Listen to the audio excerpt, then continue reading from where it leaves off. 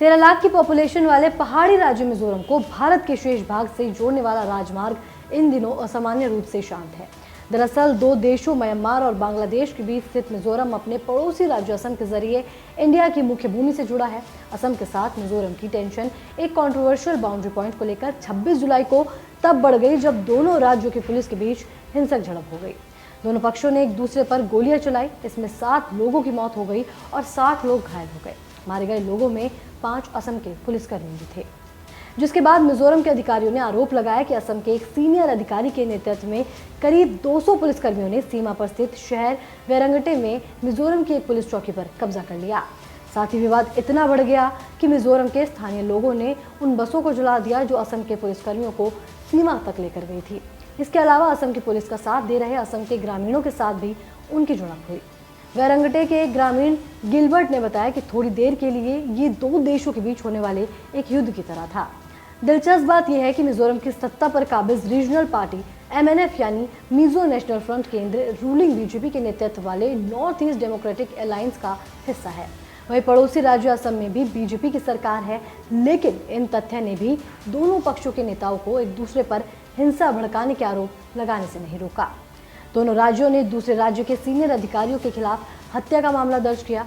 उधर असम ने स्थानीय लोगों को मिजोरम की यात्रा न करने की सलाह भी दी।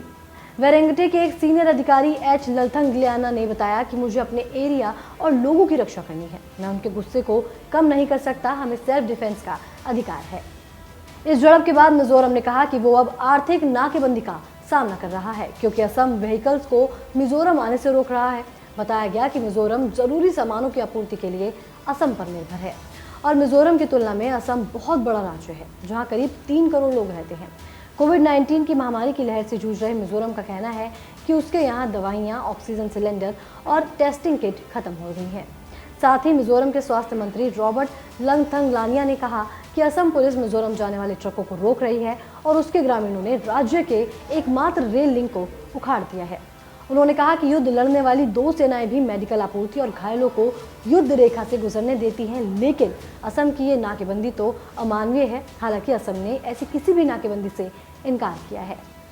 आपको बता दूं कि इस विवादित इलाके में रह रहे मिजो ग्रामीणों ने इस साल जून से शिकायत करनी शुरू की थी कि असम के सैकड़ों ग्रामीण के समर्थन से वहां की पुलिस उन्हें बाहर निकालने का प्रयास कर रही है, जिसके बाद सीमा पर बढ़ते तनाव से वहां स्थित एक पाम ऑयल प्रोसेसिंग यूनिट का काम ठप हो गया, क्योंकि सीमा पर तनाव बढ़ने के बाद मिजो किसान पाम के बागान से दूर चले गए थे।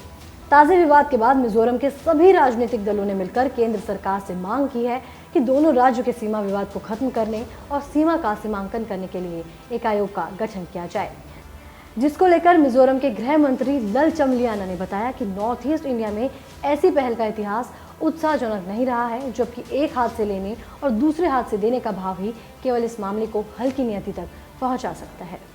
अगर आपको हमारा ये वीडियो पसंद आया हो तो द पेपर को लाइक, शेयर और सब्सक्राइब करना ना भूलें। और हाँ, हमें इंस्टाग्राम और फेसबुक पर भी जरूर फॉलो करें।